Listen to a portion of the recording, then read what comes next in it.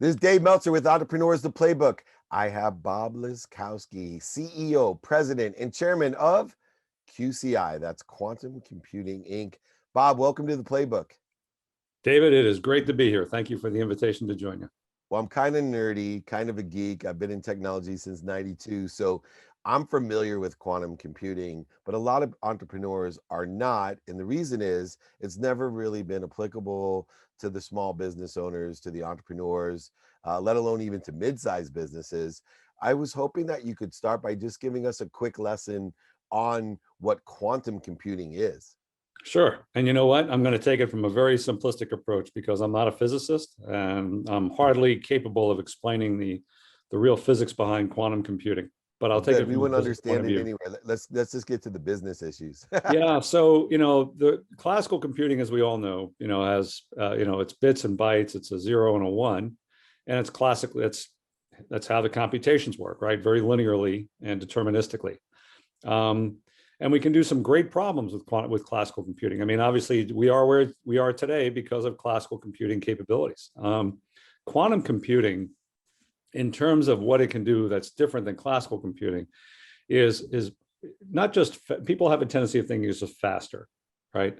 Quantum computing will be a faster technology, but faster is not necessarily better. What's better is giving you much more complex answers or answers to much more complex problems and a diversity of answers, right? So you think about, a deterministic versus a probabilistic approach to an answer. So for example, I'll use one which is I like to refer to a lot, is the weather patterns, right? So we're in hurricane season and we have all this data being collected by sensors all over the world, by satellites, by people flying into hurricanes, all sorts of stuff, radar. And we have a trajectory for a hurricane and how it may go over a path, right? But we really don't know what that may look like once it hits landfall until maybe 24 hours ahead of time, because there are so many different factors that get into calculations to be able to show you that trajectory that it's difficult to compute in a rapidly available basis. So instead, you have all these different models that run, and you see these little spaghetti charts that go up, the East Coast or maybe in the Gulf, and you have all these different potential paths, right? There's a European model, there's an American model. That's because it's being done on a classical computer, and then a classical computer's got limitations that it can really only handle so much data. Okay, stop. Now we move that into the quantum computing world. Quantum computing can do things in many different dimensions, right? So in a qubit, which is a measure of a quantum computer in terms of its sort of not power, but its computational capability, can be a 1 or a 0, or a 1 and a 0 at the same time, right? So it's got this third dimension of the state that allows it to be much more computationally intensive than a classical computer. So instead of getting many models, you'll get one really good model of a weather pattern, right? And update it on a really virtually a real-time basis. So quantum computing will add that level of certainty around problems. Or you might get some of the things that we do, and I'll get into this more deeply about constrained optimizations, right? So there are different types of problems that quantum computers are good for. The one I just described is one of them. Another one is optimization or constrained optimization for supply chain logistics, trying to figure out, how to pack a truck that's got to go X number of stops and make it the most efficient way, or what's the right mix of inventory and things like that. Quantum computer can really do well on that. And it'll give you a number of really good answers, depending upon what kind of constraints you want to say. So you pack a truck and you're going to say, okay, under this scenario, this is the right way to pack that truck. Under scenario B, this is the right way to pack that truck. So you have this diverse capability doing things that you won't get with a classical computer. So wow. And there needs to be a bridge between the classical computer and the quantum computing. And you guys have created catalysts in order to utilize that. I remember in the early 90s, the old legacy systems, and then the convergence that we had to do to bridge the legacy systems over to all of, the classical computing systems that exist today. Number one, what, in your words, what does Catalyst, the accelerator program that you have, allow QCI to do? And two, why do you name it Catalyst? Oh, well, it's a great question on both sides. So Catalyst enables a company or a user to formulate a problem that can run on a quantum computer, right? And it allows that user to interface with an API, an application programming interface, to run that problem without having to have all the experience of quantum programming, right? Under some vendors like an IBM or maybe a D-Wave or an IonQ provide a toolkit to enable quantum programmers to interface with that computer. So if they want to run a problem, they've got to spend a fair amount of time programming the quantum computer, developing the application, allowing the application to run on that program, and then fine-tuning it. That may take a couple months, may take several months, depending upon the interfaces. So it's time is money. So it's one of those things, and not only is time and money is money, but the programming interface or the programming talent that you need to do that is kind of scarce, right? Hiring a quantum physicist or a quantum programmer is not a cheap thing to do. So Catalyst provides that access to an end user, a subject matter expert, a business user, to run their problem on a quantum computer so they can see what those results are. But we also can run it, same problem, same platform, run on a classical computer. And today, what's really interesting about that is that classical computers still outperform quantum computers. So, but if you think about getting ready for quantum, you don't have to reprogram your problem. You can run that problem on a quantum computer, and admittedly, you're not going to get a great answer compared to the classical, but you'll be able to run it. And you're not going to have to change it as those quantum computers become more capable. So if you develop a problem you want to run, you're running it on a classical computer. Using Catalyst, you can do that. And you can run it on a quantum computer. And when quantum computers provide that advantage, you'll be able to run that on a quantum computer to get a better answer.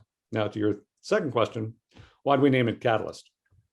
It's Catalyst with a Q, because everything has to be named with a Q when you're in the quantum world, right? So I'm not the marketing guy, but I can tell you that we had a lot of talk about this, and we just thought that name kind of fit, and it does fit. From a descriptive, we're trying to be a catalyst for people to use quantum computing, because one of the challenges we do have, and I'm sure you'll get to this, but I'll maybe start talking to it a little bit.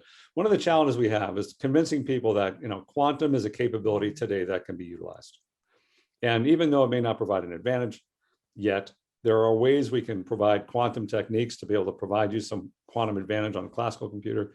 And like I said, get ready for quantum while it's there. So we want to kind of dispel the notion that quantum is necessarily, while it is a couple of years away at least before it becomes truly advantageous, business users don't have to wait for that to get advantage out of quantum techniques. They can apply Catalyst to be able to do that today.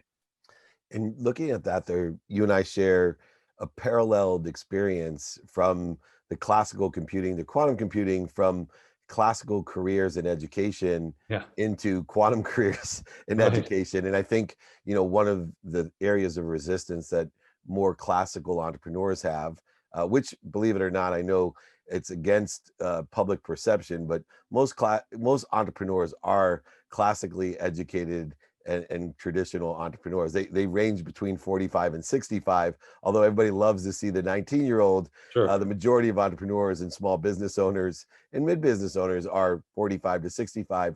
How have you utilized your capabilities, your education from criminal justice to all in the public spheres? I felt the same way when I was CEO of Samsung's first phone division, and then transferred over to the notable sports agency with Lee Steinberg. Sure. Everyone's like, how the heck do you know so much about, these two varied things? Your career is parallel to that as well, but it's more around the skills, knowledge, and desire, the capabilities, than anything else. How have you been able to apply the traditional education and experience that you've had to this high-paced, highly changing quantum world? Yeah, no, and I appreciate that. It's a great question, and the commonality here is it's all about people, right? Technology fundamentally is what people are programming and they're using and exploiting, in a positive way, but they're still people. and they need the ability to be managed. And I don't mean that it's overpowering way. I mean, people need organizational capabilities. They need structure. They need the things to be able to ensure that they can do what they need to be doing in an environment which is going to be maybe risky at one level, but they need a safe environment in which to operate. So, so you talk about entrepreneurs and why the classical, educational approach works for the most part. It's because I think, you need to have a diversity of skills to be able to manage well. And I'd like to say that my education was contributing to it. I have a feeling, but I'm more of an experiential learner, which means that, you kind of go to the school of hard knocks, and I fail a lot, right? And like most of us, we fail, and sometimes we succeed. And, it's that ability to kind of persevere through failure or learning from it. And you can make a choice about that early on in your life, right? You can either get daunted by failure, or you can look at it as an opportunity to learn and just continue on. And I think folks like you and me and a lot of others out there kind of learn through that process. And that allows us to be able to get through the tough times, because I think the one thing, again, like it's common, people need stable leadership to go through the hard times. And this particular, this past year in particular was a good example of that, right? Here we are in a startup mode. We're 2 years old. We're heading into the pandemic. We're not well funded at that point. I'm looking to raise more money, and all of a sudden the pandemic hits and things come to a grinding halt, right? But we can't come to a grinding halt. We've got to continue, right? And our shareholders are expecting us to continue, and everybody's got a job and they're continuing. So, you had to persevere through that, and we had to just show that it's going to be okay. And I think the benefit of being older and doing more of these things is you realize that it really will be okay. Maybe it won't look like what you expect it to look like at the end of that, but you just keep working, and things do work out, right? And you've got to be willing to adapt and adjust, to not just survive, but to really thrive. And we've been very lucky in that mode, right? So I don't know if that answers your question directly, but No, it does. that's kind of how I've seen it. And you seem to have, and it's I think an attribute of people that have thought through and experienced things at a thorough level is the simplicity of things. So, for example, the simplicity of saying people, in a very, hyper technical question, it was like, yeah, people.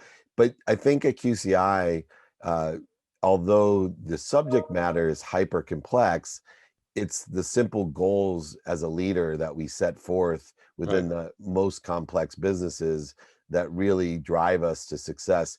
Are there any simple goals that you have at QCI that you have, transmitted and transferred to the entire company? Yeah, so it's really interesting. So one of the benefits of not being a physicist, not really have the technical know-how, is that you really have to trust the people that you brought into the company to do what they're supposed to be doing.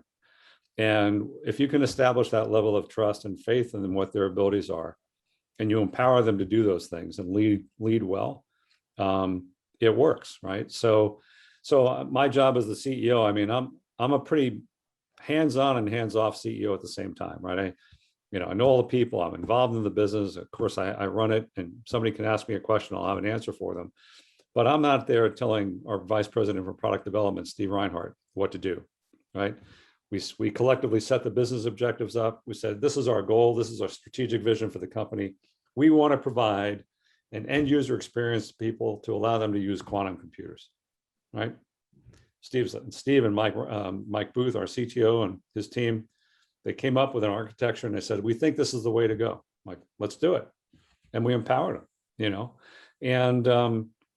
and I think hiring, obviously, it's sort of statement of the obvious, but hiring good people and trusting them to do their job and giving them the ability to do their job is absolutely essential.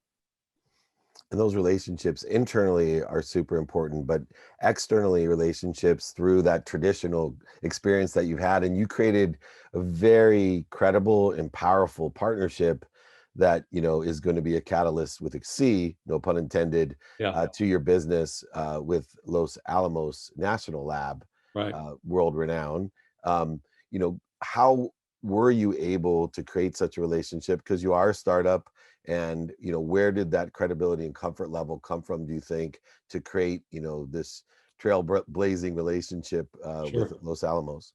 Well, quite honestly, Steve, as I mentioned, Steve and Mike Booth, both of whom have D-Wave experience, understood what Los Alamos was doing and what they were doing with their own D-Wave machines. So the ability for us to leverage our capability into the goals and objectives for Los Alamos's team was good. I mean, we've been talking to them for a couple of years now, but we had to, again, demonstrate to them we knew what we were talking about, that the technology that we were bringing to the table actually could show them some benefit.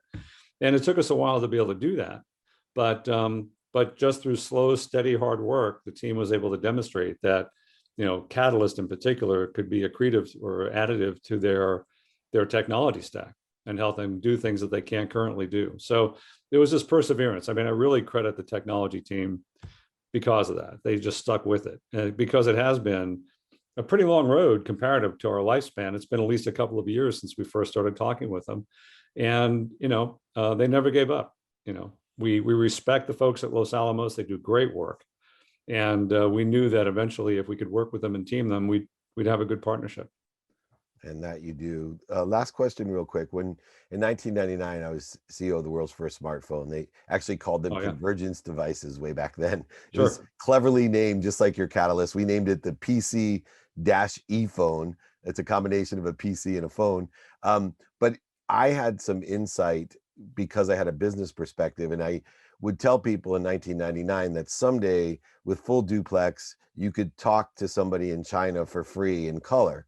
And in 1999, they looked at me and literally, I was on Good Morning America saying this, and you could see still the face of the interviewer, like, you're insane. That's literally impossible. And have a Bluetooth stylus that you talk through while you left your base station there. I would be very curious as a last question. What is something that you could share with us from your knowledge as a business person in quantum computing that will be capable of doing 30 years from now that you think would, not be believable by the masses, at least? Well, that's again, really good question. But let me start off by saying this. First of all, I didn't realize that was part of your background. And interestingly, my hat's off to you, because the work that you did enabled people to understand that while you might have a really cool technology, you need to do stuff on that technology to make it end user valuable, right? So what you just articulated, that vision of what you could do with that, that capability, I think that kind of thinking really helps people really adopt the technology to a useful means, right? So I cite this example all the time. At that time, you had a flip phone or you had the emerging smartphone. So a flip phone, make a phone call, maybe do some contacts on it, right? Nothing really fancy. Do some, maybe texting. Smartphone came along, and all of a sudden you had this plethora of applications that you could do to actually do other things besides just make a phone. And then now it's become your entire life, right? But that cycle of a capability, technical capability that enabled applications to be able to run, and then that virtuous cycle of people wanting to do more, needing more data, needing more capability, allowed us to get the phones we have today. I argue that's precisely where quantum computing is in its lifespan. But we've had the benefit of history that you guys have, blazed the path with to demonstrate how that can happen even quicker. Because the more we can get people to use applications on quantum computing, it's going to drive the end user of the hardware. So today, I think the shoe's on the wrong foot. People think about hardware as being the be all and end all. In reality, it's the application layer that's going to be the thing that's going to push quantum computing to be that thing that we can't even envision what it's going to look like in 30 years. All I know is that 30 years ago, it would have been really hard to even think about the things we can do on a phone or even a computer today. And now it's an everyday occurrence, right? Our kids use it, right? It's just every single part of what we do. I wish I had a good answer for you. I'm not that visionary to tell you what it might look like in 30 years, but I'll say this. It's going to be it's never going to be just a quantum computer sitting on a desk someplace. It's always going to be a combination of classical computing and quantum computing working symbiotically, because you'll always need classical computers, and quantum computers are probably always going to be in the background. I don't think you're ever going to see a quantum computer on your desktop, but it'll always be there in the background, always doing things faster. And AI and robotics and all those things we're talking about today are going to have such a capability. The things that the things we expect them to do that they can't quite get right yet because the complexity of the decisions that have to be made and the computational power is necessary. Once we can really get quantum advantage, those things will just start humming like crazy. So I'm afraid I'm going to disappoint you. I'm not going to give No, you a revelation, but it helps me make a point. Quantum computing itself is the reason you can't look so far anymore, because the speed in which we advance because of the connection between classical and quantum computing accelerates the amount of advancement technologically, right. so that, in 10 years, it takes now about a month to get to where we used to get in 10 years because Right. of that relationship. So I should have asked you, where are we going to be in 3 months? That would be equivalent to asking me in 99 where we're That's going to right. be in 30 years. So no, but great insight, a great experience. I will reiterate that everyone out there as an entrepreneur, especially listening, this is why it's so important to develop your skills, your knowledge, and your desire, and apply that to what doesn't even exist today. And when we're able to do that, we can lead the way, and we can always use those brilliant sales engineers and engineers in order to explain the things to us so that we can put it into the context That's right. where people can actually use it, and it's not just a great idea or innovation.